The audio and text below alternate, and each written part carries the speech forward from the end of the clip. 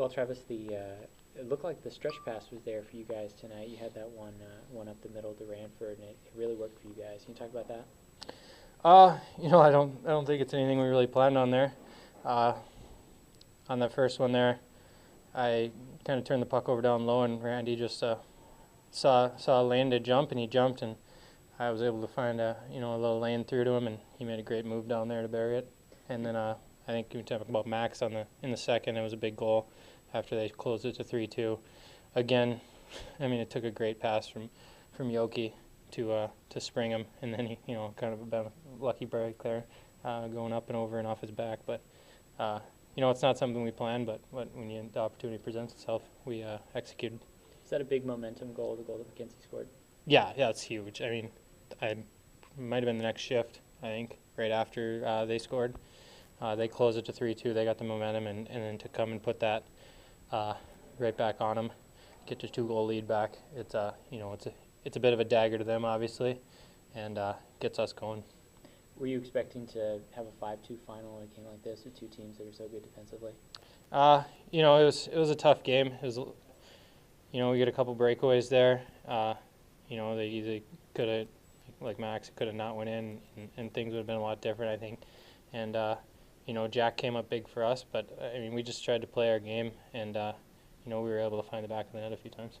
Defensively, what were you guys able to do today for first two periods? Particularly, you only had 13 shots with first two periods tonight. What were you guys able to do to kind of limit them offensively?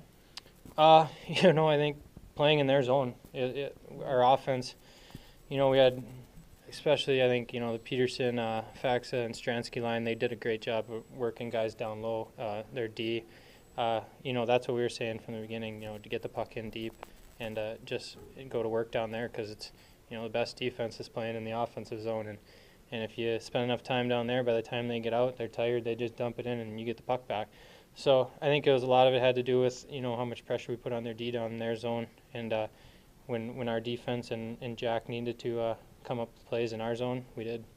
These playoffs so far even had a lot of breaks between games, even when you were in Oklahoma City. I think you played Wednesday, Saturday, and then you went from Saturday to Wednesday again or something like that. And then from round 1 to 2, almost a week, more than a week between games. Nice or not good to have one game before game 2? I think, this is what you'd want. You'd want to get back out there.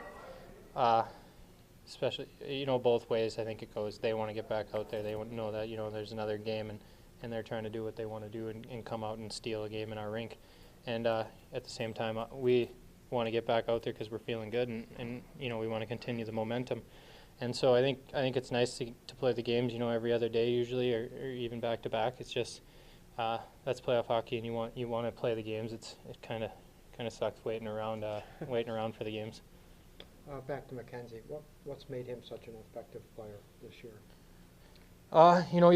He stays within himself. He doesn't try to do too much. He's a hard-working kid, and he does a great job working down low all year. He's done a lot of the dirty work for me and C's when C's was here, and now with me and Randy on our line, he still goes to the front of the net. He's there on the power play. He goes into the corners and hits, and he's a physical presence on our line. He's not afraid to stand up for guys and drop the gloves if he has to during the year. And he's got good enough hands to make plays, good enough speed to beat guys, and he's got a good shot, and he's smart.